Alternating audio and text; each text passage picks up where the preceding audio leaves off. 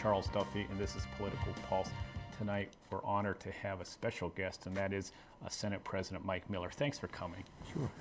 Again, I'm honored to have you on here, but I saw recently in the paper that let's get right down to the issues. In the paper recently, you talked about the governor. You say he has kind of a laissez-faire, hands-off type of attitude, and it seems like you're the Democrats, and you're going to use that 2006 legislative session to kind of confront him and see where he stands on some tough issues like gas prices, teacher pensions, and things like that.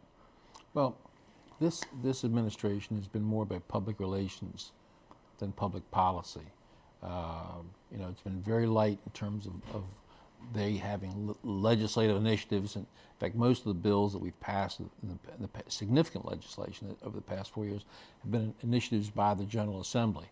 And just because it's an election year, just because it's the fourth year of our term, doesn't mean we're going to sit back and campaign. There are a number of needs that we have, particularly in dealing with the environment, the economy, health care, et cetera, public safety, that we're going to be sponsoring legislation and hoping to put bills on the governor's desk. And you said the environment, and I guess the Chesapeake Bay. I read where you were shocked. There was an article in the National Geographic about the Chesapeake Bay and still how polluted it is. And you want to put something together. And well, I mean, the dead zones in the bay now have grown wider than ever before. The fish, the crabs are very challenged. The flotsam, the jetsam, the litsam that comes down from the Susquehanna. There really isn't a cooperative effort between Pennsylvania and Virginia with our state to solve the Bay's problems. Mm-hmm. And I saw where the House and the Senate, they have a panel looking at the firing practices, basically, of this administration and perhaps past ones to perhaps you want to look at if you can protect career employees. And I saw that Joseph Stephan, the Prince of Darkness, Governor Ehrlich's underling, he's talking in the paper that he's admitting that he went into these different agencies looking for people to perhaps let go, even at the secretary file clerk level. Does that surprise you that he's coming out and saying this? Well, I think it's surprising only in the sense that I think he probably feels like he's a jilted suitor. I mean, he was loyal to Governor Ehrlich for maybe 20 years. He started off as a staffer in his congressional office, and he admits participating in all these dirty tricks and all these different campaigns. But I think the fact that he doesn't have a key job, that he wasn't rewarded for his loyalty to the governor, for his actions, I think that perhaps was the reason why he came out at this time. But what it doesn't validate what we were doing, because in the sense that we knew what we were doing when we set up this commission. But the problem is that there's 7,000 at-will jobs in our administration. And quite frankly, the General Assembly did it to ourselves. I mean, we were told that we needed to provide our employees with upward mobility, to give flexibility to the administration to promote the best and brightest people. We didn't envision creating a spoil system for when we had a change in administration, somebody would go down into the bowels of government and fire people at will. Mm-hmm. And that's basically what happened. And it was interesting that the governor picked up one thing that Joseph Stephan said recently in the paper, and that is that Stephan went into these agencies to look to who he could get rid of, but he didn't do it based on party affiliation. And the governor's kind of picked up that one part of what Joseph Stephan said and said, look, we were looking to make the government better, but we weren't doing it based on party affiliation. See, that's what Stephan said, but there's policies in place for promoting people, for terminating people, for suspending people. What are his credentials? I'm not sure what educational background he has, but I do know that he's a far right-wing person, and he gets into it in a bureaucracy. Anybody that is progressive or even middle of the road, he's not going to like whatsoever, and he's going to give a failing grade to, regardless of their work ethic. Mm-hmm. And then I know you're going to go right. It seems like the legislature is going to go right after some of the governor's vetoes, and of course he vetoed the raising of the minimum wage from $5.15 to $6.15 an hour. I mean, that is so ludicrous. Sometimes you just want to scream. Yesterday I read or Michael Steele was so proud of the fact that his mother worked for 45 years as a washerwoman at minimum wage. That's what he said, 45 years Right. as a washerwoman, and then she did so. And here this administration, which he's a part of, vetoes raising the minimum wage from a very low, stagnant point of $5.15 an hour, the second lowest, second longest period of stagnation in our nation's history. Since 1998, it hasn't been raised. I mean, if you can imagine being on the same wage Right. since 1998, and this administration vetoes it. 14 states have a higher minimum wage than Maryland, including Republican House members and senators in New York overrode Governor Pataki's veto. Mm-hmm. Delaware has a higher minimum wage. Washington, D.C. has a higher minimum wage. This affects 60,000 Marylanders. 60,000 Marylanders, wage earners, earn between $5.15 an hour and $6.15 an hour. It's the right thing to do, and we're going to override the governor's veto because he is so wrong. Even the head of Walmart said customers can't even buy school supplies when they come into Walmart because of the low minimum wage. And I think if you multiply that out, $5.15 an hour, it ends up being about $10,000 a year. And I've had some guests on the Republican side on, and one of their arguments is always that, hey, nobody's really working at this wage. It's kind of just a symbolic thing. But you're saying that, hey, there's a lot of people out there working for that. 60,000 people, and they're new to the job market. Young people, single women who are just into the job market for the first time, people new to the United States, supporting a family on that salary. That's right. And then you have the other veto that you're looking at trying to override would be the Fair Share Health Care bill, and that is for companies over 10,000 employees. You want to require them to pay at least 8% of their payroll on health care costs. Talk a little bit about that one. Well, Walmart, has way over 10,000 employees in the state of Maryland. But listen, 46% of the children of their employees, either have no insurance whatsoever or on Medicaid. So it's great that Walmart comes in and provides these the wares at low prices. But guess what? They've a lot of times driven out small businesses in the area in order to get where they are. But it costs the state of Maryland $2,000 for every employee that they hire in terms of social services. And Walmart, because they pay such low wages, even couch their employees in terms of how to get health care benefits from the state of Maryland and the federal government, how to get food stamps, how to get Medicaid, how to get these various social programs, housing assistance. They're not a good corporate citizen. And so what we're saying to you is, look, how about helping out a little bit on your employees' health care? How about defraying some of the costs that the state of Maryland is picking up for your employees? I mean, Giant, Safeway, whatever, they supported this bill because upwards of 20% of the revenues that they put forth in terms of their employee salary goes to health care costs. All we're asking Walmart is to pay a minimum amount, which is 8% in terms of assisting their employees with health care costs. Mr. President, is there a theme? You're going to have an aggressive agenda to try to override these vetoes. You talked about the environment, teachers' pension, maybe the gas prices. Is there a theme that you're pushing here? Or are you trying to draw a line? Are you trying to highlight some differences? Honestly and truly, no.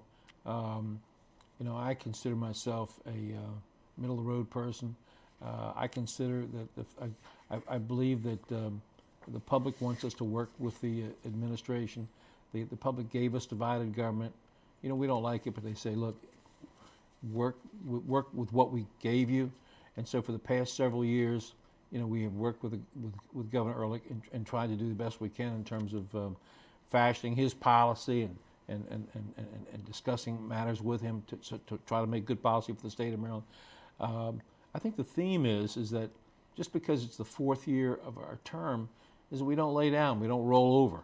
There are still needs that have to be met, and that are not being met by this conservative Republican administration. The environment. As Doug Duncan says, that there's more pollutants coming out of this one coal-powered plant here in Montgomery County than all the cars put forth here in Montgomery County. I have one of those plants in my area. I represent Chalk Point. I mean, and the pollutants, the mercury goes right into the Patuxent River and right into the Chesapeake Bay. We have runoff from nitrogen from the farm that goes into the Chesapeake Bay. I mean, I was in gridlock coming over here this morning. I'm in gridlock. We were in back roads, getting off the Beltway, getting on, just trying to find a way to get here this morning. It's terrible. Right. I mean, the governor's taking money from program open space to try to balance the budget. He's taking money from the Transportation Trust Fund. These are monies that need to be placed. We need to get the state moving in the right direction in both those areas. Because I think his mantra, and I can just hear the commercials in the governor's race, it's going to be a pretty simple mantra. He inherited a big deficit from Governor Glendening. Now he has a big surplus. In 2004, the House of Delegates tried to push through a $700 million sales and tax increase, and he held the line there. And he's going to start the ICC. I mean, it seems somewhat simple, and to me, it looks like maybe an outgrowth of what you're doing is that you're saying, hey, there's all these other issues out here. We're gonna try to get these together and push these through. Well, the biggest thing, in my opinion, is education. I'm the oldest of 10 kids. We all went to public schools. 9 of us went to land-grant college, University of Maryland. What under this administration, what's happened is double-digit increases in the cost of higher education every year. A trend toward privatization of public higher education. It's a tax on middle-class Maryland. It's wrong. The Thornton proposal, the hundreds of millions of dollars we put into public schools, he let it become law without his signature. He wouldn't veto it because the polling says, hey, the public cares about education, education, education. So he really has just been prodded by the General Assembly on public education, K through 12. Higher education, he gets a failing grade. In school construction, last year, we doubled the amount, the legislature doubled the amount that he proposed.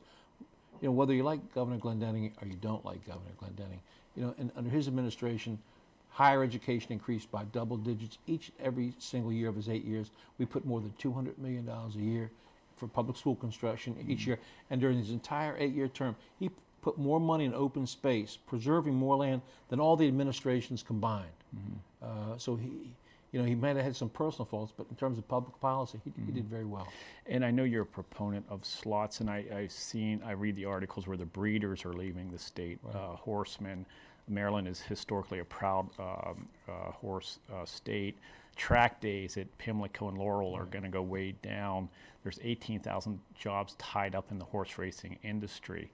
I'm not sure if the slots is going to come up, but again, next session. But is there a non-slots way of trying to help out the horse racing industry? And I saw that you warned that, hey, if you don't help this industry, developers going to come in and these big horse farms and develop them. Well, that's happening now. Slots are not the best answer, not even a good answer, but they are an answer. Philosophically, you can't be for them. But pragmatically, you can't be opposed to them, you see. And they're in Delaware, they're in West Virginia, and now they're going to be in Pennsylvania. We're losing $600 million a year from Maryland dollars that goes out of state. Politics is like war. In other words, you take something from your enemy. You hold on to what you got and take something from your enemy. And what these other sister states are doing is they're holding down their tax revenues and taking Maryland dollars and building schools. That's wrong. Those are personal disposable income that should be kept within Maryland. The reason that they should be at racetracks is not because the racetracks are the best locations, but like in Delaware and Pennsylvania and West Virginia, it's politically doable. I mean, I'm going to have to interrupt you, Mr. President. I'm going to interrupt you. Let's pick up with that subject. We're going to have to take a break. We're going to be right back with President Mike Miller. And we were talking about slots, and you talked about, hey, Marylanders are already gambling. They're going out of state and playing these slots. I mean, we have Pick Six. We have all kinds of different types of lottery in the state. $600 million leaving the state. But I think people in the county don't realize this is not really a Republican-Democrat issue, is it? And I mean, you've got to get around the state. I mean, honestly, you've got to look at this, just like in terms of gambling, you have to look at the region. You have to look at the whole country. You have to look at the region. You got to understand trends. I was with a friend of mine last night, and very prominent, a lawyer, and I was trying to get him to run for office again in the area that I represent. He'd run a couple times before, and he said, no. He said, I've had enough. I said, what are you going to do? He said, I'm going to go on the World Poker Tour. I said, oh, really? He says, yes. I've traveled now these different, and I finished 30th and 40th and what have you. Anyway, you travel around the state and you see these Hold'em tournaments everywhere, these Hold'em poker tournaments.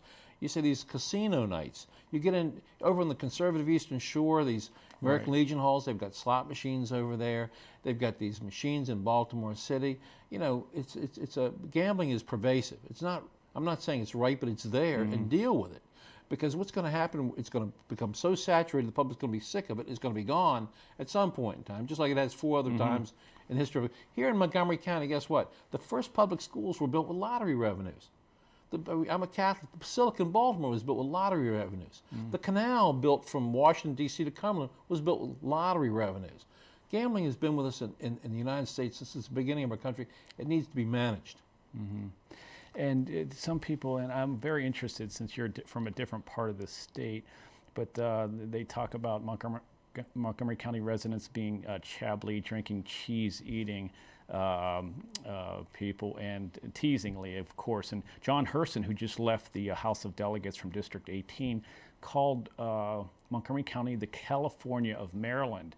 And I guess he was trying to say that, hey, the rest of the state kind of perceives Montgomery County differently, like left-leaning, more, you know, kind of out there. Maybe they're not taken serious as they could be. Do you see that? Well, I think they're taken seriously. I think that perhaps some of it's jealousy because people look upon Montgomery County, and it's you know, it's a very well-educated area. People have good educations. They have good jobs. It's a good quality of life here. They have good government, and when you have people that have this type of education, they want to continue to do things better, and they find ways to do things better, and they elect quality people to the General Assembly, and you know, they might look upon themselves as, well, we think differently, but quite frankly, I think it's admirable. But I have a couple examples. 2003, the county delegation, the House of Delegates, and passed through the car tax just on this county. The governor vetoed it. Of course, he passed his own car tax the next year for the rest of the state. 2005, they passed speed cameras just for this county, not for the rest of the state.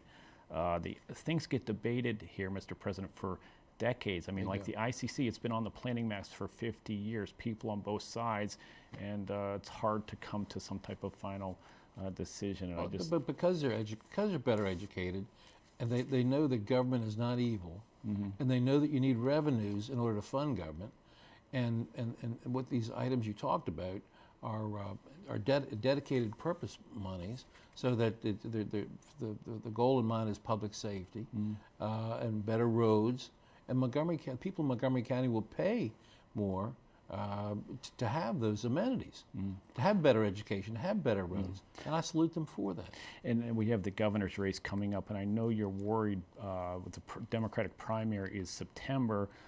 Governor Ehrlich, the incumbent, is probably going to be sitting there with $20 million in the bank. There's talk of perhaps moving the Democratic primary from September to June. And is that something you think might pass in the 2006 session? Well, it passed the Senate last year, and then the House didn't move on it.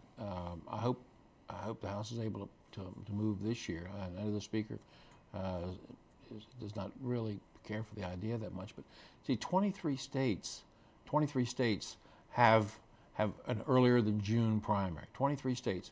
Right now, where we are in September, we're behind 35 states in terms of our primary. It makes sense from many points of view to move it up. People say it's partisan politics. Well, it is to a certain extent. I mean, you know, in terms of the Senate race, Republicans have nobody other than Michael Steele. He's going to have $10 to $12 million in the bank.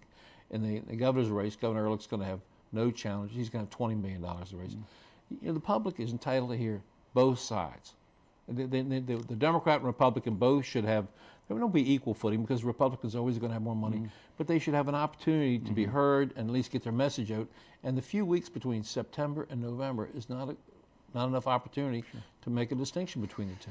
And Mayor O'Malley's announced from Baltimore, Doug Duncan, the county executive from Montgomery County. And when O'Malley announced Doug Duncan, he put out a top 10 list. He poked fun at O'Malley being in a band, and he talked about Baltimore's education and crime, and elected people in Baltimore took that as a slap at Baltimore. And I know you came out in the paper and you said, hey, let's do it above board. Well, as best you can. I mean, the both men have done an outstanding job in their respective jurisdictions.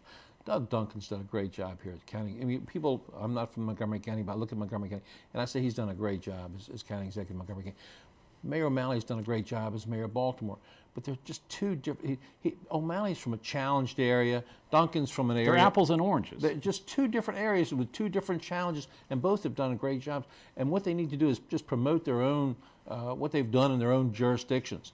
And it's a big tent, and our state is very diverse, and there's more that unites us than divides us, and we need to talk positively about one another. And I saw Delegate Maggie McIntosh said she was mad. She said, "Hey, Baltimore's made great strides. We're not where Montgomery County is," and mentioned that Duncan's going to have to walk a long mile to kind of get that, the respect back from Baltimore people, perhaps. Doug is my wife is for Doug Duncan.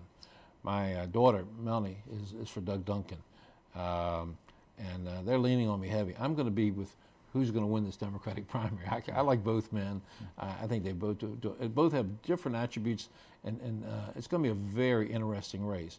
Doug Duncan is challenged in the sense that not a lot of people know him throughout the state. And Mayor O'Malley cuts a ribbon in Baltimore City. It's front page above the fold in the Baltimore Sun. Doug Duncan does the same thing here in Montgomery County. It's B4 in the Washington Post, buried. Mm-hmm. And so O'Malley has greater name recognition in the Baltimore region, Eastern Shore, Western Maryland, et cetera. But the more people that Doug Duncan has the opportunity to meet, the more people like him. Mm-hmm. And you're going to need a candidate that's going to be able to run strong in Baltimore County. So, yes. If Duncan's going to be the guy, he needs to get out there. Kathleen Kennedy Townsend lost to Governor Ehrlich in Baltimore County in Anne Arundel by 110,000 votes. And that. Well, I've seen the polls, and Governor Ehrlich runs very well in the Baltimore region, but so does Martin O'Malley. Yeah. Martin O'Malley does extremely well in Anne Arundel County and Baltimore County. Mm-hmm. Doug Duncan sort of makes up for that in the Washington suburbs. Mm. You are a student of politics, I know, and I just wanted to talk about a couple national issues. We have the war. They went to war with the weapons of mass destruction. They were never found. The war's cost is headed to $300 billion, right. 2,000 casualties, thousands of other injuries. How do you think, and I had John Harris, who wrote that biography on Bill Clinton, on the show, and he said, hey, Bush is putting all of his chips on the table on this Iraq war, but how do you think history is going to, if you had to guess and look back at this whole Iraq war issue? Well, they're going to look at one of the low points in our U.S. history, in the sense that we've lost favor with the citizens of all our allies. Americans that are no longer looked upon favorably in Europe. I was in Europe this past summer, and it's amazing to me the number of citizens of other countries that dislike this president. They regard him as a cowboy, as a loner, someone that doesn't work well with others, pushing this fellow Bolton to his UN ambassador. I mean, for example, he's a captive of the conservative right wing of his party. Pushing Ellen Sauer-Bray for this position with the United Nations. You're dealing with refugees. Here's this woman whose sole agenda is abortion. I mean, no abortions, whatever. And she ran for governor on the Republican side against Glendenning twice. Yes, and she's going to be an ambassador of goodwill, dealing with people in Africa, South America, and places of that nature where they have AIDS epidemics, and they need condoms to stop an AIDS epidemic. And she's not even for that. I mean, he's for all the right things, all the wrong things at the wrong time. Mm-hmm. in terms of history, looking at him. Mm-hmm. And you've been around politics a long time. I saw that you were in the House of Delegates starting in 1971, then the Maryland Senate in 75. But what got you involved in politics? What was the impulse? What made you run and say, I think I'm going to throw my hat in the ring? Just a history. I mean, we grew up before television, and aunts would give me history books and things of that nature. And so, I'd read about George Armstrong Custer, Robert E. Lee, Ulysses Grant, people, George Washington, Thomas Jefferson, and I saw people making a difference. In a rural area, and while growing up, the state senator was a very important person. and he had a way of making government work for the people. And I chose to admire a local legislator, and I thought, well, it might be something I should. Do you remember that? What do you remember about that first election that you ran in? Well, I knocked on every door in my district, and what was significant is that women were home. It was so long ago that there was Different time. It was different times. I'd go in the middle of the day during the weekday. I'd knock on a door, and there'd be a housewife there, and I'd ask her for the vote, and I just kept on going. There was always somebody home during the middle of the day, and now both spouses are working. They're gone, it was 1/3 of Prince George's County. My entire, probably about 225,000 people, and I just worked all summer, just knocking on doors and just asking people for their vote. And I came in, and I led the ticket. I worked very hard. Interesting. And in retrospect, you've been around and you pushed through a lot of legislation, but over the years, does any one piece of legislation kind of pop out at you as being you're the most proud of? I think the thing that's had the most effect, was I've always been a strong advocate for women's rights because of my mom, very tough, independent woman, very liberal Democrat. The thing that I spearheaded, was really, honestly, almost totally responsible for, was the taking away of names off property in domestic settlement. Recognize the value of a homemaker in a divorce settlement, but at the same time putting everything in a pot. Up until I came along, if a husband had a deed to the house or a deed to the car or his own profit sharing plan or what IRS, what have you, the court couldn't touch it. The court had to file a title. And what we did was we passed a bill that took everything and put it into a pot and put all these, gave the court the opportunity to make all these wonderful considerations to divide something equitably and recognize the value of a homemaker. So that's affected hundreds and hundreds of thousands of lives. So I think that, and perhaps a constitutional amendment for victims' rights. In other words, victims now have a chance to say in court the pain that they feel, the anger, how the crime has affected them. Until I passed a law, victims could be excluded from the courtroom. There wasn't a victim's impact statement. And now all that's taken into consideration before a judge sentences someone. We only have about 20 seconds left, but people are going to be surprised in Montgomery County to learn that you were married in Kensington, Maryland, where this show is taped. Holy Redeemer in Kensington, Maryland. It's a great wedding ceremony. I love Montgomery County. My wife grew up in Montgomery County. She went to school here. We dated here, and we come here as often as we can. Well, thanks so much for joining us, Mr. President. Charles, thank you so much. Hopefully you'll come back. Please. And thank you, everybody, for joining us. And remember, if it's Tuesday night at 9:30 or Thursday night at 9, it's Political Pulse on Channel 16. I'm Charles Duffy. We'll see you next week.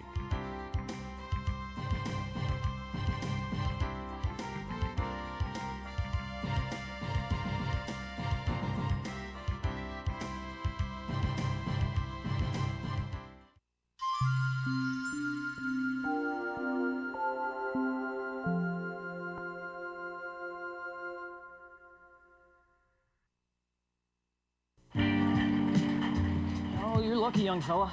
You know, hospitals didn't even use ether for your procedure until about 1846. Yeah, slap on a few live leeches, grab a hacksaw, get to work. Of course, we don't use leeches anymore. It's fun to know history. Find curious facts from America's past at loc.gov, the Library of Congress website.